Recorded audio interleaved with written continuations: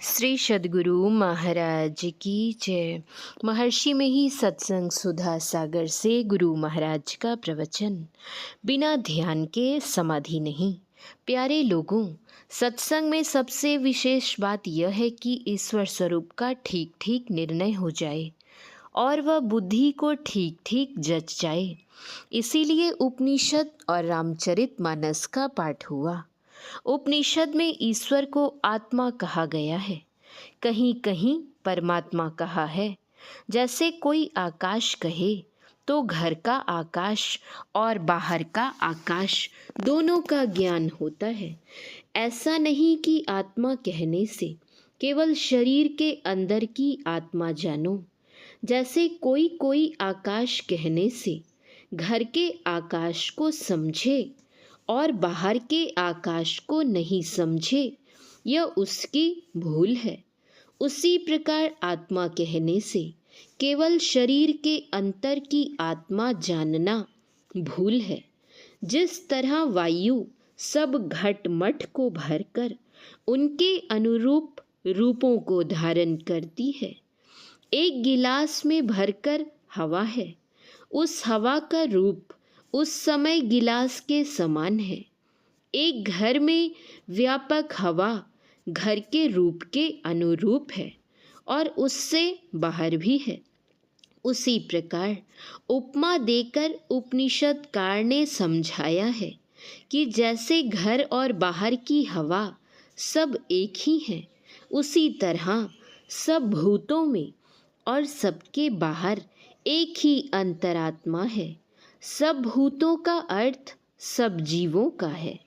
वायुर्यथैको भुवनम प्रविष्टो रूपम रूपम प्रतिरूपो बभुव एक अस्तथा सर्वभूतांतरात्मा रूपम रूपम प्रतिरूपो बहिश्च। अर्थात जिस प्रकार इस लोक में प्रविष्ट हुआ वायु प्रत्येक रूप के अनुरूप हो रहा है, उसी प्रकार संपूर्ण भूतों का एक ही अंतरात्मा प्रत्येक रूप के अनुरूप हो रहा है और उनसे बाहर भी है। आत्मा कहने से जीव दशा नहीं होती, वह सब में है किंतु सबसा नहीं है। वह मन से जानने योग्य नहीं है, मन उसका मनन नहीं कर सकता है। जैसे और वस्तु को मन जानता पकड़ता है, उस तरह उसको नहीं जान सकता, पकड़ सकता है। यह आत्मा वेद वाक्यों से, बुद्धि से, बहुत स्मरण रहने से प्राप्त नहीं हो सकता।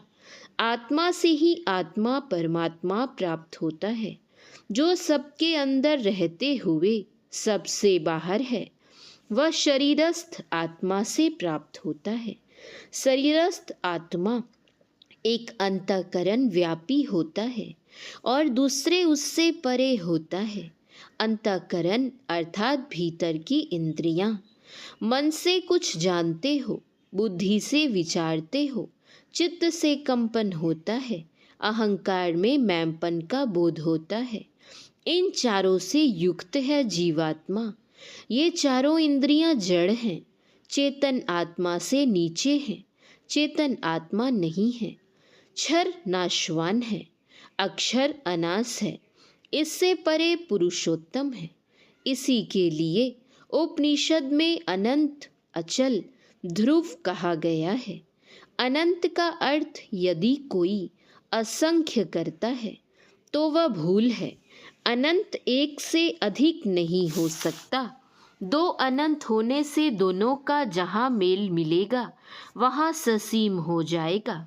जैसे घर के बाहर के आकाश का भेद जानने के लिए घटाकाश और महदाकाश कहते हैं, उसी प्रकार शरीरस्थ आत्मा के लिए जीवात्मा शब्द का व्यवहार होता है और ब्रह्मांड में व्यापक ब्रह्म के लिए परमात्मा शब्द का व्यवहार होता है। जहाँ प्रकृति का फैलाव है वह ब्रह्म, और जहाँ प्रकृति का फैलाव नहीं है वहाँ उसको परमात्मा कहते हैं। ईश्वर एक है, उससे बाहर कोई जा नहीं सकता। क्योंकि अनंत का कहीं अंत ही नहीं है। अनंत के बाहर कौन जा सकता है। परमात्मा अवर्णनीय है। बुद्धि वर्णन नहीं कर सकती है, क्योंकि बुद्धि बहुत पीछे हुई है। जीवात्मा का ज्ञान और आत्मा का ज्ञान परमेश्वर का ज्ञान है। यदि कहा जाए कि एक ईश्वर नहीं अनेक ईश्वर हैं, तो यह युक्ति संगत नहीं। आज तक संसार में जितने आचार्य हुए, किसी के वचन से वेदांत सिद्धांत का मेल नहीं है। यहाँ के लोग यदि समझना चाहें तो यहाँ आकर बहुत दिनों तक सत्संग करें। वेदांत सिद्धांत में अनेक आत्मा मानता है। यह नास्तिक है, न आस्तिक, हरगिज नहीं। इस पुस्तक में 2 ही शरीर माना है, उपनिषदों में 3 शरीर माना है और संतवाणी में 5 शरीर माना है। ये 5 शरीर उन तीनों में ही समा जाते हैं, इसलिए 3 मानो या 5। एक कोई भी ऐसा स्थूल पदार्थ नहीं जिसमें सूक्ष्म का प्रवेश नहीं। सूक्ष्म ऐसा पदार्थ नहीं जिसमें कारण ना प्रवेश कर सके। वेदांत सिद्धांत में है कि ईश्वर सर्वज्ञ है और जीव अल्पज्ञ है। तो जीव में ईश्वर व्यापक है, तब वह सर्वज्ञ क्यों नहीं हो जाता है। मैं कहता हूँ कि एक ही इंद्रिय में सब ज्ञान क्यों नहीं होता। हाथ से देखते क्यों नहीं, आँख से सुनते क्यों नहीं। यह तो यंत्र के अनुकूल है। सर्वव्यापी ईश्वर सब में रहते हुए जीव अज्ञान में है। अल्पज्ञ और सर्वज्ञ एक साथ नहीं रह सकते, ऐसा उनका सिद्धांत है। किसी विषय को तुम विशेष जानते हो, किसी विषय को कम जानते हो, तो तुम में ही कम ज्ञान और विशेष ज्ञान दोनों है। तो इन दोनों को एक साथ रखते हुए कैसे रहते हो, इसका निर्णय कर लो। यदि तुम दोनों एक साथ रह सकते हो, तब अल्पज्ञ और सर्वज्ञ एक साथ है, तो क्या आश्चर्य है। व्यक्ति का सर्वज्ञ होना सिद्ध नहीं हो सकता। भगवान बुद्ध ने कहा, मैं सर्वज्ञ हूँ। कितने प्रश्न उन पर हुए, कितने में वे चुप हो गए। मलिंद शाह ने नागसेन से पूछा कि तुम्हारे भगवान सर्वज्ञ थे, तब उन्होंने कितने का उत्तर क्यों नहीं दिया। नागसेन ने कहा, राजा, कितने ऐसे प्रश्न हैं जिनका उत्तर चुप होना ही उत्तर है। कितनी चीज़ें बुद्धि में आती हैं किंतु वचन में नहीं आती हैं। नमक का स्वाद कैसा होता है, इसका वर्णन नहीं किया जा सकता। अलग अलग आम को खाते हो, आम के स्वाद को जानते हो, किंतु उसको फुटा फुटा कर लिखना असंभव है।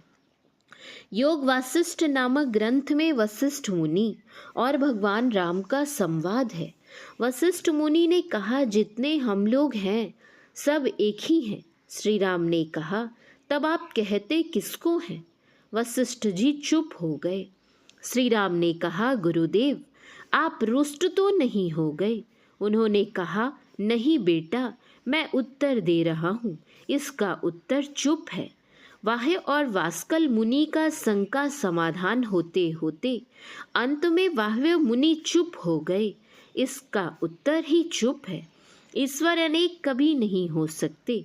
यहाँ इस संसार में एक दूसरे पर काबू रखता है। यदि एक दूसरे पर काबू नहीं रखे तो संसार की क्या हालत हो।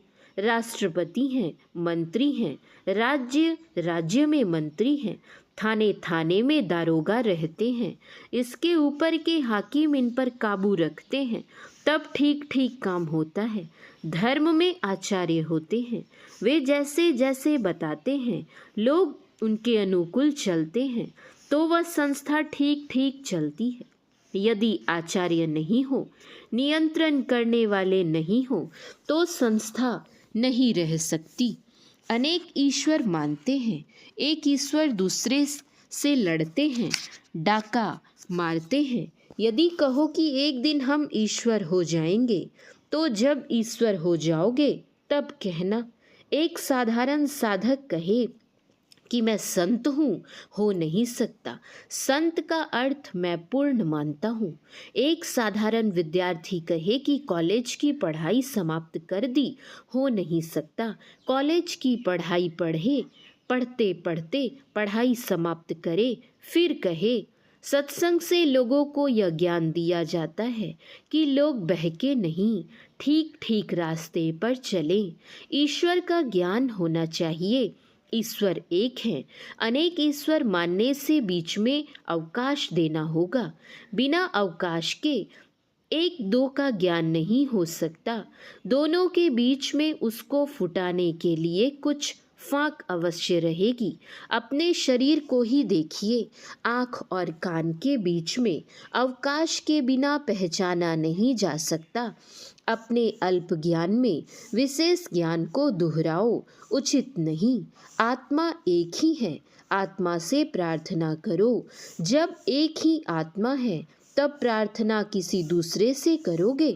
कहाँ तो काम का दास और कहाँ परमात्मा का दास, दोनों एक ही हैं। अपना गुलाम आप बनते हो। सवेरे पखाना जाते हो तो अपना मैला साफ करते हो, इसकी लज्जा नहीं। और परमात्मा का दास भक्त बनो, इसमें लज्जा। यह कौन ज्ञान है? परमात्मा के सिवा संसार में और ऐसा पदार्थ नहीं है जो अनंत हो। अनंत एक ही हो सकता है। विचारने से एक अनंत अवश्य सिद्ध होता है। गोस्वामी तुलसीदास या और कोई आचार्य झूठे नहीं। उनकी बातों को टालने से अपनी ही हानि होगी, उनका कुछ नहीं बिगड़ेगा। अंतःकरण से जो तुम बोध करते हो उससे विशेष वह है जो तुम अंतःकरण रहित होकर बोध करोगे। तब तुम संतों की वाणियों को समझोगे। संतों की बुद्धि के परे की वाणी को तुम बुद्धि में अटाओगे, हो नहीं सकता। जब सब ईश्वर ही हैं तब मुनि, मुनिवर, मुनि रत्न आदि छोटी बड़ी पदवियां क्यों? गोस्वामी तुलसीदास जी ने कहा, जानत तुम हई होई जाई। अपने शरीरस्थ आत्मा को पहचान लो, तुम वही हो जाओगे। तब फिर सभी शंकाएं मिट जाएंगी। इसके लिए बहुत शुद्ध आचरण चाहिए। इसलिए संतों ने झूठ, चोरी, नशा, हिंसा और व्यभिचार, इन पांचों महापापों से बचने को कहा। हमारे पेट में जोंकटी कीटाणुओं से भी बड़ी है। तन में भी चेतन है, किंतु वह लेक्चर नहीं देता। मनुष्य शरीर रहते हुए भी उसमें मनुष्य वाला ज्ञान क्यों नहीं होता है? उसी तरह परमात्मा के इसमें व्यापक रहने पर भी जीव को सर्वज्ञता नहीं होती। जैसे लकड़ी में अग्नि है, किंतु लकड़ी को पकड़ने से हाथ जलता नहीं है। अग्नि को पकड़ने से हाथ जलता है। लकड़ी को भी रगड़ने से अग्नि निकलती है। इस देह में चेतन है तो इसको रगड़ने से चेतन क्यों नहीं निकलता है? तुम तो व्यक्त लकड़ी को व्यक्त लकड़ी से रगड़ते हो। यहाँ तो शरीर व्यक्त है और परमात्मा अव्यक्त है। इन दोनों को कैसे रगड़ सकते हो? ब्रह्मानंद स्वामी ने कहा कि जिमि दूध के मथन से निकसत है घी जतन से, तिमि ध्यान के लगन से पर ब्रह्म ले निहारा। श्रीमद् भगवत गीता के अनुयायी ने कहा कि अब ध्यान करने का समय नहीं है। जिन भगवान बुद्ध को ध्यान योगी कहते हैं उनके शिष्य कहते हैं अब ध्यान करने का समय नहीं है।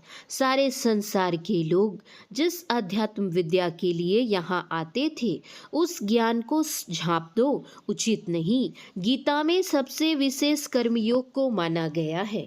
स्थिर बुद्धि रखकर समान दृष्टि से सब संसार को देखते हुए काम करो। अपना सुख दुख जैसा दूसरे का भी सुख दुख वैसा ही समझो। सब काम करते रहो और ईश्वर की तरफ मन लगाते रहो। यह भक्ति कर्म योग है। स्थित प्रज्ञता समत्व कैसे होगा?